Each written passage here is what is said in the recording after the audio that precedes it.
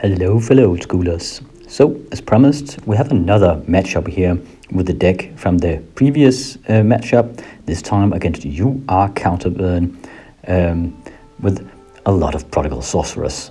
And we see the deck here. This is Benjamin's variant here.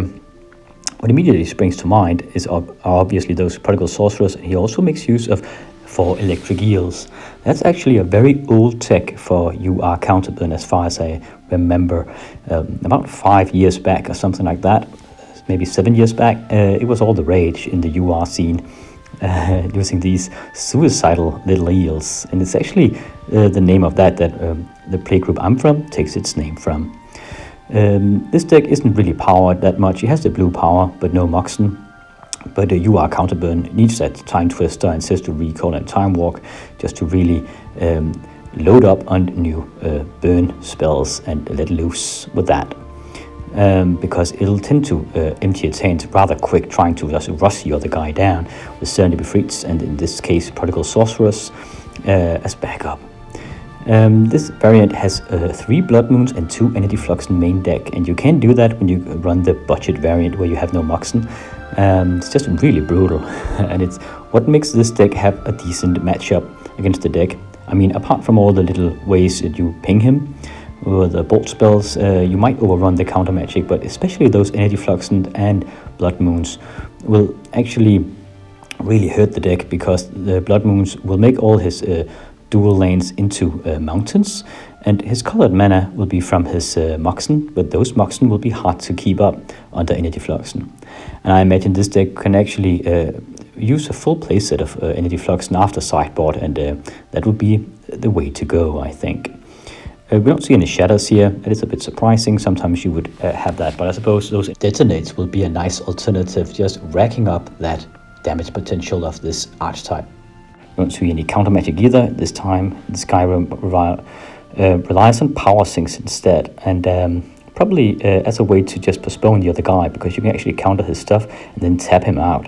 And this matchup will be all about the speed. UR Counterburn will try to rush the deck down before the deck gains control, and if the deck gains control, it will choke UR Counterburn out with all its control and superior board state and draw power.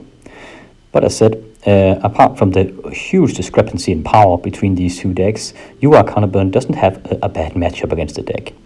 Let's see his opponent here. It is the deck. We saw it before.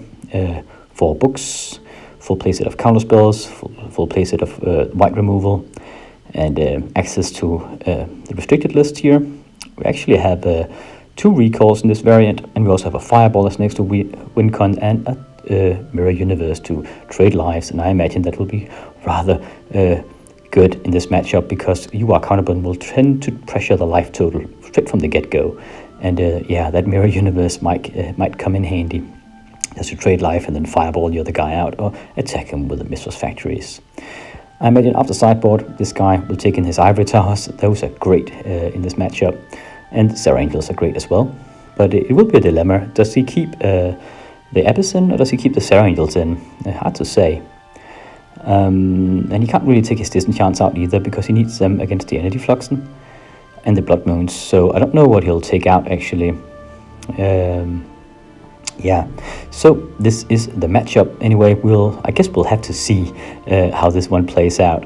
Both have access to blue and red blasts as well, and I imagine blue and red blasts will be a given for the deck, at least to take in. And actually, red blast from UR Counterburn is a given as well. So yeah, we shall see how this plays out. A fully powered the deck tournament version here, coming up against another tournament deck, UR Counterburn, but with electric eels and prodigal sorcerers as a really different approach here than the usual flying men that you'll tend to see in this variant. Let's get ready for the action.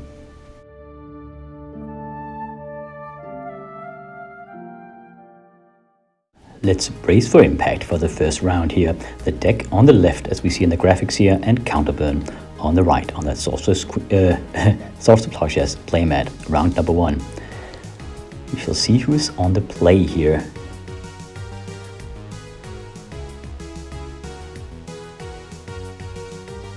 And if we have any mulligans.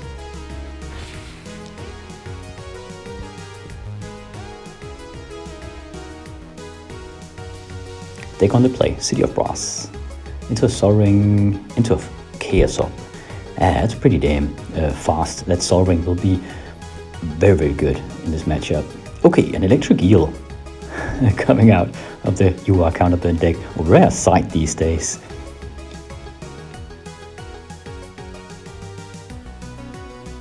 Silverstone. Do we have a land drop as well out of the deck? Nope, but that Silverstone will provide both blue and red mana, so he is mana fixed in terms of colors. I mean, he can counter, and he at City of Brass will open up for all the removal. A Detonate here.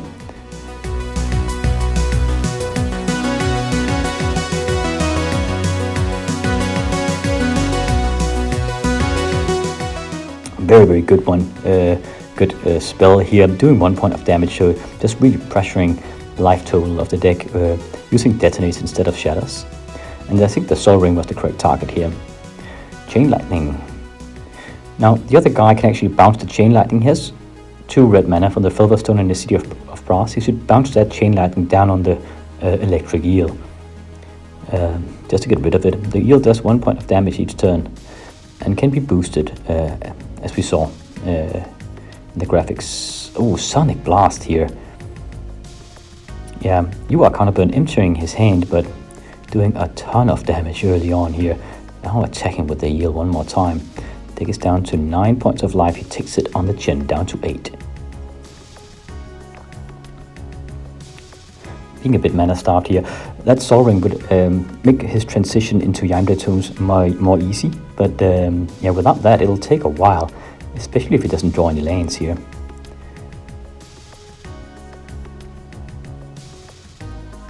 So electing for a Demonic Tutor here, likely an Ancestral Recall.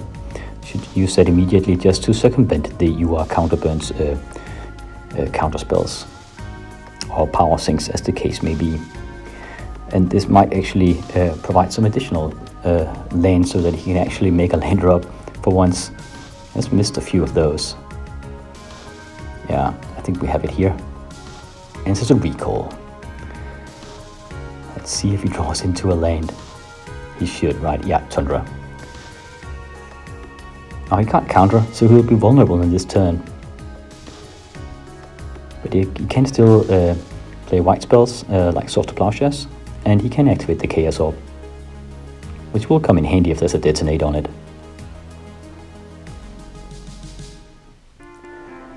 So UR Counterburn is well ahead here, but if we've seen in so many matchups before that if the deck, if you just give him a bit of room and a bit of breathing room, it doesn't take a lot, and then he'll suddenly stabilize. And I mean, he can easily make a win, being down to very few life indeed, and still pull through. So it's never over until the deck is down to 0 points of life. I've seen so many comebacks from that archetype. Blood Moon coming down, crucial stuff here. Now all the deck has are actually mountains. Okay, but he Chaos Orbs the Blood Moon, and this is a kitchen table match, training match for an upcoming tournament. We count the Chaos Orbs as always hitting, as I've said in previous videos. It's only in tournaments that these guys will have to flip it. Though usually I would tend to flip it as well here, just for the practice. Oh, there's an Abyss here. Poor little eel will get sucked in down into that black void. There it goes. It's a nice defensive measure out of the deck here, clearing the board from creatures, and UR Counterburn can't really play more creatures, but he can still push through with his aggression here. And mind you, the Blood Moon is gone, so we actually he can counter. Yeah, we have now entered the territory where he feels like he has to counter. He's down to 6 points of life, he can't go down to 3. Time Walk out of UR Counterburn, another try here, detonating the Silverstone. Brutal, doing 2 points of damage, down to 4 points of life on the deck, and actually pressuring his mana base even further here. But Silverstone was nice because there's a volcanic island on the other side, and also an island in the mountain, so it works well against Blood Moon, and also the Silverstone will provide some crucial blue mana for the deck here. Playing a Mox, passing the turn, sitting back trying to defend himself. Energy Flux coming out. Yeah, there goes the Mox. Unless, no, okay, he disenchants it at the end step. Now, if the deck doesn't get enough mana, he can't get through phase 1. He needs actually a bunch of mana. That's why the deck usually plays with more mana sources than other decks do. Lightning Bolt here, putting him down to 1 point of life. Because you need a lot of mana to get the books going, and also have counter magic and removal. And you also tend to draw a lot of cards once he gets the ball rolling, so it doesn't really mind having more mana than his opponent, because his raw draw power will be that much greater. So it doesn't mind to draw a bit more lanes. But the deck being mana starved, that is actually a recipe for disaster for it. Okay, recall on a demonic tutor here. Surprised he didn't recall the ancestor recall. Wants something else. Maybe just a counter spell. I mean, he is down to 1 point of life. There's a factory staring him down. If he taps his own factory, if he can't activate it, he's dead. Okay, demonic tutor. Why did he recall that? There's something he wants here. I'm really curious to see what the plan is here. Usually you would tend to go just for the ancestor recall, especially when you're so mana starved. I mean, he's not mana starved, but he's not exactly floating in mana either. Okay, let's see. Maybe it was just a counterspell to stay alive. Couldn't be a book. There's not enough mana to make that function, I think. Nope. Doesn't play it. Could have been a counterspell. You are Counterburn being at 19 points of life. Has barely been touched. The deck. I mean, on his last leg here. But can he pull through? We've seen that before. He needs to get into some mana though, and then get a book. And time is not against the deck. It's not on the deck side here anymore, because the more cards the other one draws. Oh, 2 prodigal sorcerers. Yeah, the Abyss will take care of one, and then the other guy can ping. I mean, will the deck lose to a prodigal sorcerer here? That would be epic.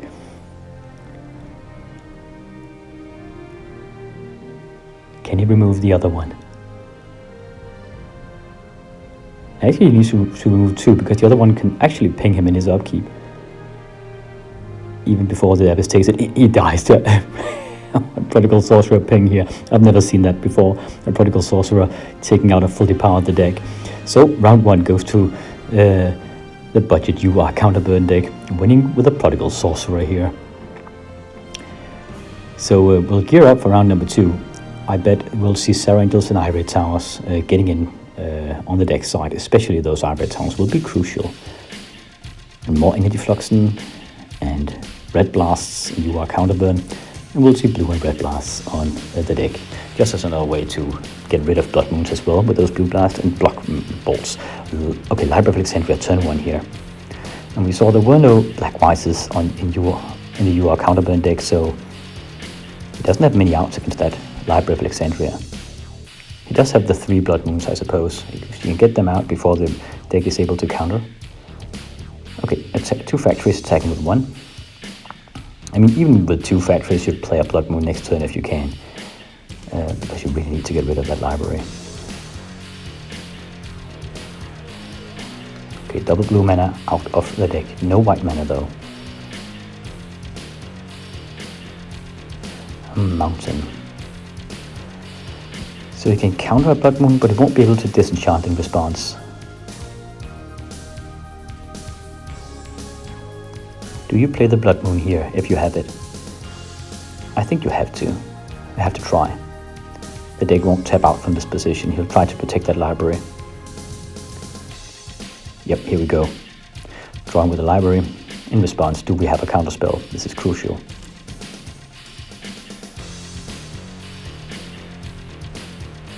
No counterspell. Okay, yeah, that's a mana drain. Okay, so 3 points of mana to the deck next turn. Passing turn to the deck.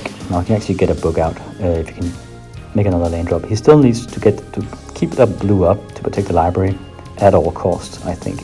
Yeah, okay, just playing a Chaos Orb for free. Now, do you chaos up a mountain or do you chaos up a factory? He chooses a factory. Draws with the book, with the library.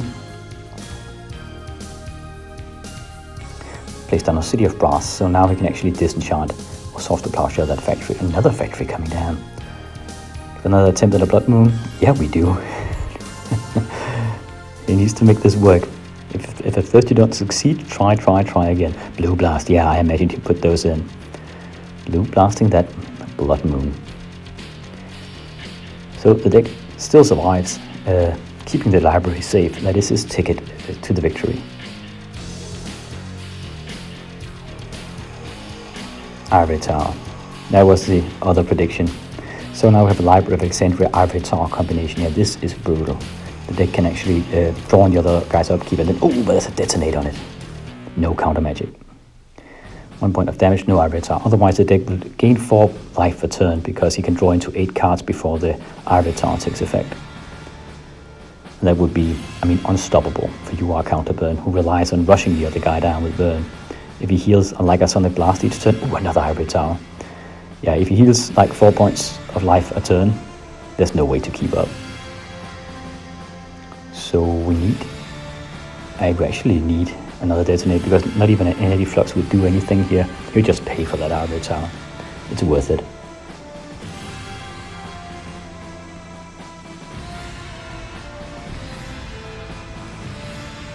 Attack with the factory for 2 and then lightning bolting the other guy. So one tap, healing 3, no, just 2 life. Going into 7 cards again, I think. Yeah, then drawing with the library. Up to 8 cards in hand on the deck side. This is a brutal combination. If the Counterburn can't handle this in a jiffy, it's game. Oh, he's emptying his hand though. We must have a draw 7 then. I'm not sure about that. Why does he do it like this? Oh, as a brain gas. Okay, that's why. So just immediately, yeah, exploding out on the board with mana and just replenishing his hand. And we saw Counterburn deck is actually mana starved here, only a single mountain.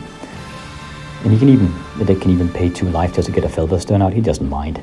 He'll heal up. I suppose he should take care not to get too low in life, but 12 is fine. As an eel. Yeah, Counterburn really needs to work double time here. We need a Detonate as well.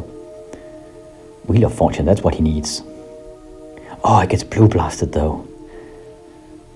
That was his great equalizer here. At least getting a full hand and could draw some answers into that combination with Ivory Tower and Library. Blue Blast, crucial. I think this is game then. But we shall see. Ancestor Recall out of the deck. Could have waited with that until the upkeep just to gain even more life, but he likely drew into that Ancestor right here. He wanted to not delay things any further. Book coming out. Time walking. All the power in the world here. And then mind twisting the other guy's hand. I think this is game now. But next turn, out of the deck. Look at this. This is the position he needs. Now if you can draw with a book, he will be within library range again. Oh, okay, showing his hands. Detonate, recall. Yeah, recall every power piece in again. That's game. Counterburn wisely concedes here. There is no way to come back from this. He would recall likely a counterspell and a time walk and an ancestor recall or the brain geyser and just keep on running away with it here with that Ivory Tower. So third and deciding round between the budget, Counterburn and the deck. Really a show of strength from the deck in this round. Getting all the pieces he needed just to sit hard on that game.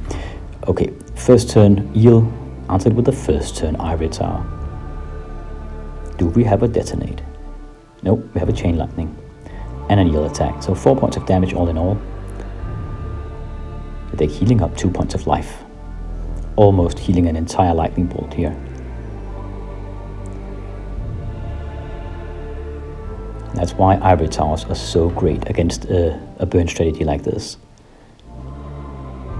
Oh, no mana Or perhaps he just keeps card in hand. He wants to get up to 3 cards in hand to, heal 3 lives a turn. I think that's dangerous, if that's the thing. Now he can't counter. Blood Moon coming down. That Tundra is now mounted. Oh, but there's a Blue Blast. He anticipated that. Okay, the eel gets in for 1. Fasten the turn. Healing 2 again, because he spent that Blue Blast. Going back up to 7 cards. Okay, this time he's playing a land. He likely had that Blue Blast. He knew that he could keep up on just a single mana because he had a Blue Blast. But now he needs to have double blue. Another Blood Moon. Mana draining it. Getting in for 1 with the eel. He should heal 1 point of life this time. With the Ivory Tower. Because he should be down to 5 cards. Okay, Factory coming down before that. Okay, yeah, healing 1 life. Back to 19. 3 colorless mana in his mana pool from that mana drain.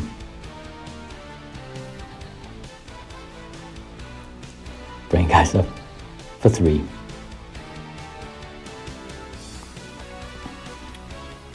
A lot of cards, and now a Factory and another Ivory Tower. Oh man, that is about 4 to 6 lives a turn. You are Counterburn needs to answer this now. It's already game. Wheel of Fortune.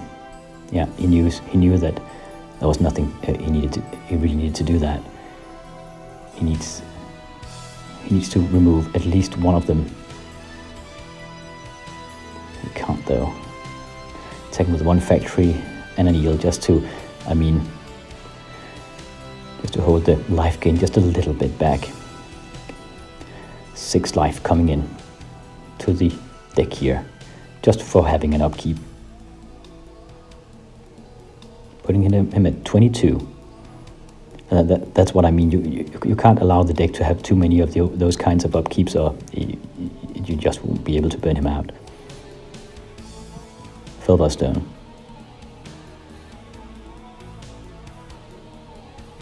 He does have a blue mana. Oh, he has another blue mana source from the Filberstone. Yeah, that's actually pretty wise, because he can have Factory untapped as a blocker, so the other one can't go just full in ahead with 3 attackers. That's a dissonate. But the deck can still counter. Did he draw a counter spell?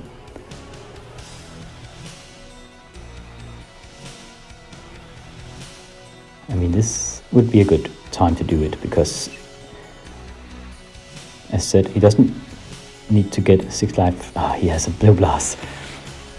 Yeah, he doesn't need to heal that many times, and it will be an insurmountable task for Counterburn just to get him low enough in life to be able to burn him out before the deck stabilizes. As said, this matchup is all about the speed. He needs to make the kill in the first I don't know, 10 turns or something like that.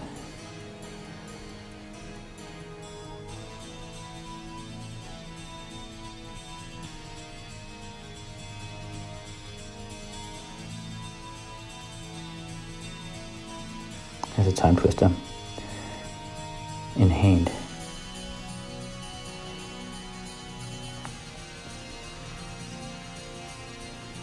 Really considering whether he should use it. I think he should. Yeah, he's using it here. Oh, he actually puts it in his graveyard. Oh, there's also a Softer Plowshares before that, and he also puts the eel into the graveyard. 2 mistakes here. The eel should be outside, should be exiled, and the Time Twister should be in the new graveyard. So we'll have to keep an eye out. If he draws the Time Twister again and just plays it, that will be cheating. Hopefully he'll remember and discard it when he sees it. Okay, getting a full new hand. He's doing this in order to increase the odds of him drawing an answer to those Ivory Towers, reckoning correctly that he doesn't have a lot of time to answer these.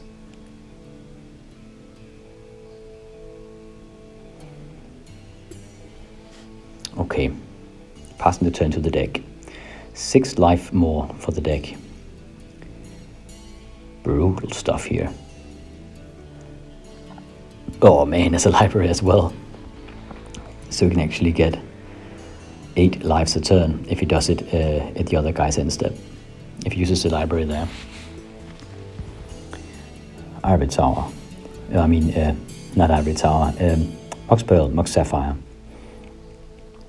Okay, he's actually starting to tap out here.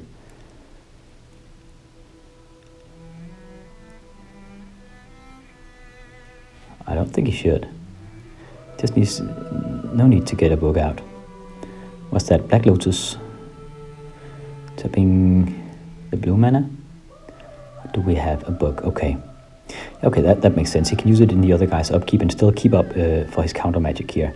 He just needs to be as defensive as possible. The time is definitely on the deck's side here.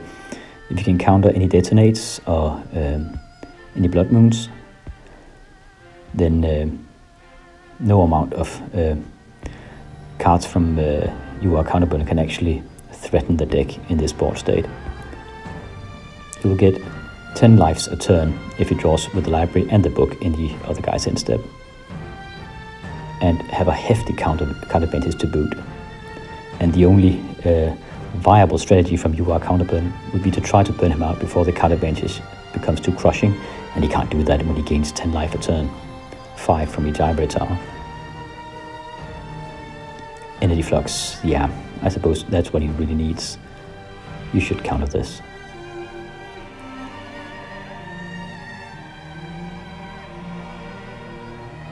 Drawing with the book.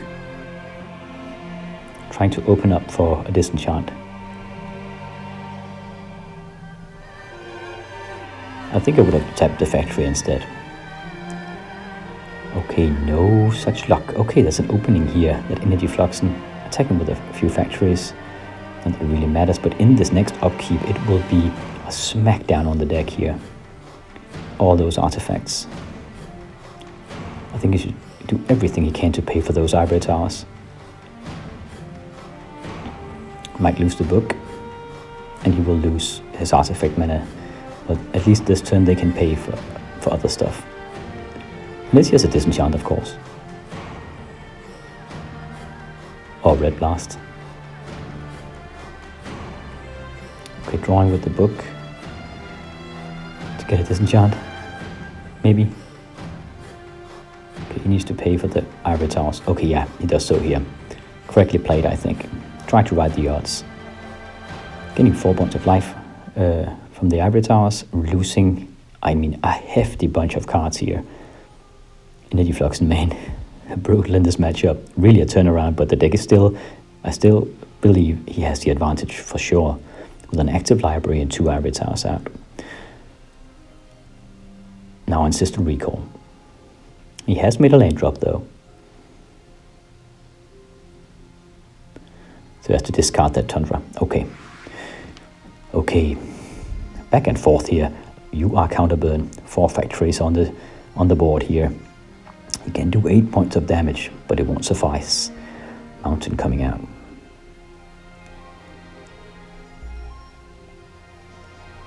Staring into a Mount Everest here of life. All those dice on the other side.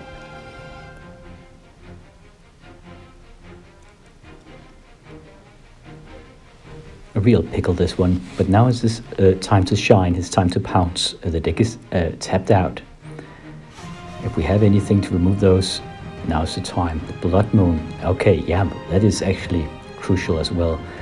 It will neuter the Library of Alexandria, though all the factories will be mountains as well. So Counterburn just kissed his damage potential goodbye here. Has to replace that with a Serenity Befried, now bolting the other guy. Okay, no more draw power to the deck here. You see the Energy Flux and the Blood Moon in conjunction here, really working well. And the deck has to spend all its mana to keep the Ivory Towers alive, but he needs to do that as much as possible. Gains so much life, and the Serenity Befried won't be able to keep up. But it's a start, I suppose. And the Blood Moon and Energy Flux has done a lot to equalize the playing field here. Just another Blood Moon. There's redundancy, a fail-safe here. Even if the deck removes one, there'll still be a backup. But we need more damage out of Counterburn if this is ever supposed to be a close thing. Another lane drop out of the deck, gaining 6 life. And you are Counterburn is actually losing this race, taking a point of damage each turn. Another Sandy Befried. Okay, so I can keep the other guy at bay here. It do 6 points of damage each turn, and the deck will heal up 6 each turn. But I mean, the Sandy Befrieds will still kill you are Counterburn. He takes 2 damage a turn here. Do we have even more creature aggression? 6 damage coming in. So going on par with the Ivory Towers, healing straight back up. And paying for those Ivory Towers from that energy fluxion. Coming in for 6 again, another 2 points of damage. You are Counterburn tends to forget this. So the deck reminds him. It is a crucial part of this situation here, that the Sandy Befried can't be there forever. Okay, there is actually a Mind Twist on You Are Counterburn. Looks like a power sink in response. Yep, tapping the deck out. Okay, another 2 points of damage. Remember this time. Chain Lightning. Oh yeah, well played. He does that when the other guy's tapped out. Remember, all those dual lanes are mountains, so the deck will be fine just to bounce that Chain Lightning right back into the face of You Are Counterburn. And yeah, he can bounce that back and forth all day if he wants to.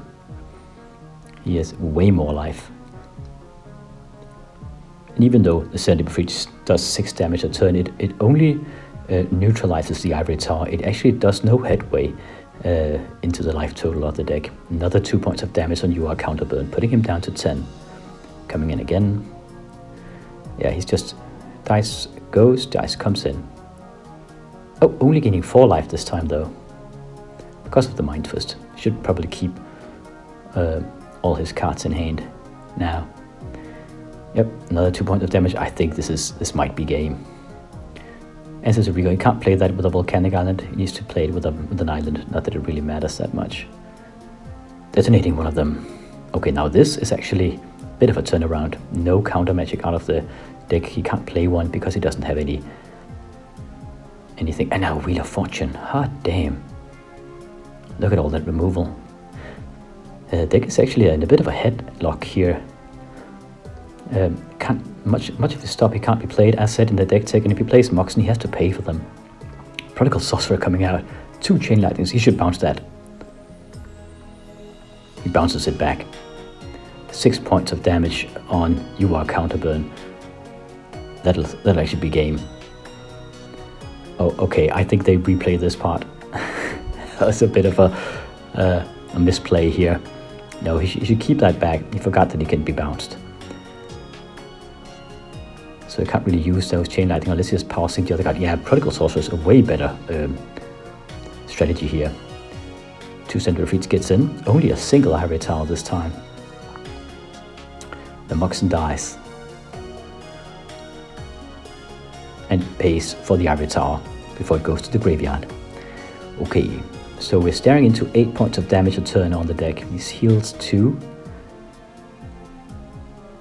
And You Are Counterburn takes 2 damage a turn from his own Sandy Befrieds and is at 8 life, so I still believe the deck has the advantage so far.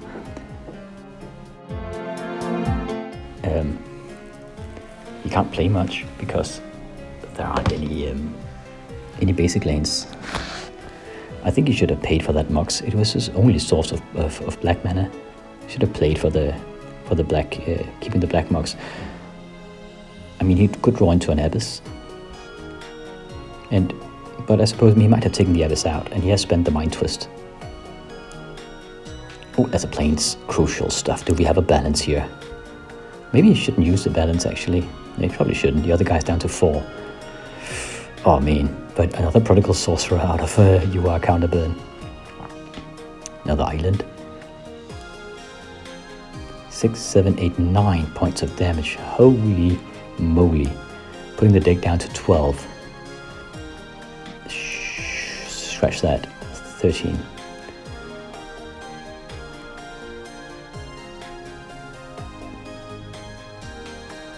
And now he should heal from the ivory tower. Did he forget that? Or maybe he factored that in, only healing a single life point, maybe. No. Okay, healing 3. Did he have a full hand? He must have. Okay. You shouldn't forget your ivory tower in this situation. It really hangs on a knife's edge this game. Your Counterburn has 2 more rounds to finish this. But I mean, he does 9 points of damage a turn and does have a lot of burn in hand. Or he might have. Hope is not out yet for him. Okay, going down to 2. Final turn here.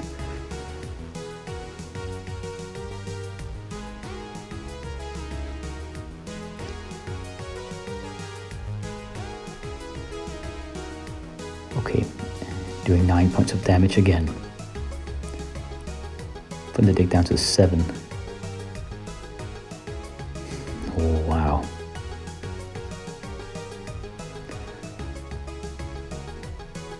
But in his next upkeep, he will die to his Serendipity Freeze, as he'll do 2 points of damage to him. And he needs to do 7 points of damage more. Can he make that happen? Perhaps a fireball. Did he play with a fireball? I'm not even sure.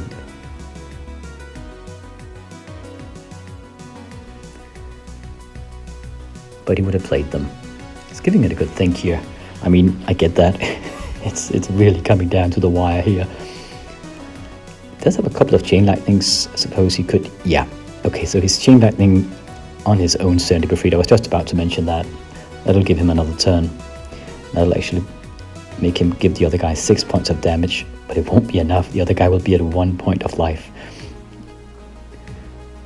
And oh, actually even more, because he heals up too. So he'll be at 4 points of life even with the next attack and ping from those Prodigal Sorcerers. And your Counterburn will go down to 1. Now, yeah, he's really giving it a good think. The deck here. Can he do anything? Perhaps he should just wait. See if the other guy draws enough burn.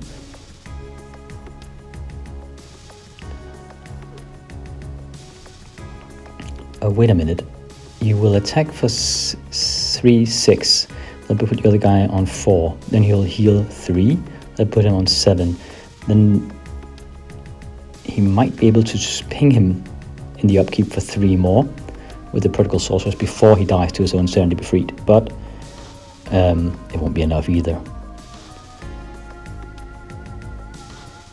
So if he squeezes everything out of it, he'll be able to do 9 points of damage in total. You are Counterburn before he dies. Because the Prodigal Sorcerers will be able to ping as a fast effect. So, okay, Chaos Orb. Could Chaos Orb something? Oh, he Power Sinks him here. Oh, that's actually pretty crucial. Now he can't bounce Chain Lightnings.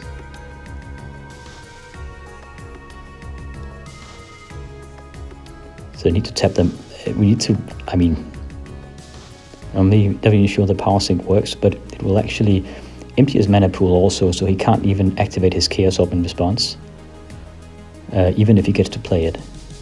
Unless, does he have, okay, he has to pay all the mana and can keep a single land untapped, and actually, this is actually paid. Really? It looks like the Yuva Counterburn has more mana than the other guy, but I suppose they counted it up. So he still has that Plains untapped. He can use the Chaos Orb.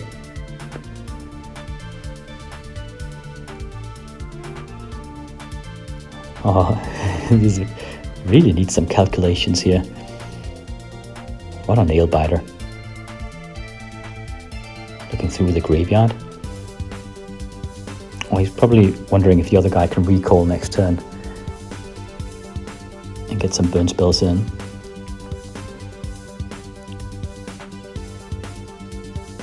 Yeah, perhaps paying that Chaos Orb wasn't the most prudent thing to do, but he didn't know the other guy plays with so many Power Sinks.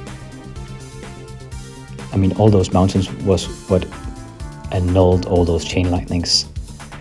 Okay, so he uses the Chaos Orb here on a Prodigal Sorcerer. Okay.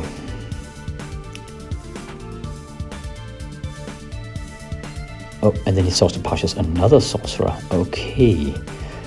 It goes up to 3, now down to 2. Because the prodigal sorcerer netted him a single point of life. So the deck must have calculated that this was better. It will give the Counterburn another turn of damage. It would have been at 1 point of life. He can actually attack twice now. For 8. Coming in for 4. Bring the deck down to 6 points of life. Oh, passing the turn. Oh, but a lightning bolt. Okay, the deck is down to 3 points of life. Now gaining only a single point of life from that arbiter. So he's actually, just outside bolt range. But an attack and a bolt next turn, that'll be game. This is so close. Now, what? Okay. Sorcerer Plowsharing, the Serendipity Freed. So the other guy goes to 5. Oh, as a blast, Sonic Blast at his instead. That actually makes it. Okay, Counterburn takes this one. What an incredible game. Just coming really down to the wire here. Such a long match that the underdog took home here with Prodigal Sorceress and Serendipity Freed. And I think the MVP here was the Blood Moons, right? It really just held the deck back, made sure that he couldn't counter, and then the Energy Flux wrecked his all his artifact mana, all his Moxen, and put pressure on the Ivory Towers. So that card combination, the budget card combination, can really work wonders against this archetype, I feel. So yeah, good game. Well done by Counterburn here, pushing through in a long, grueling marathon of a game against a fully powered the deck here. Nice game.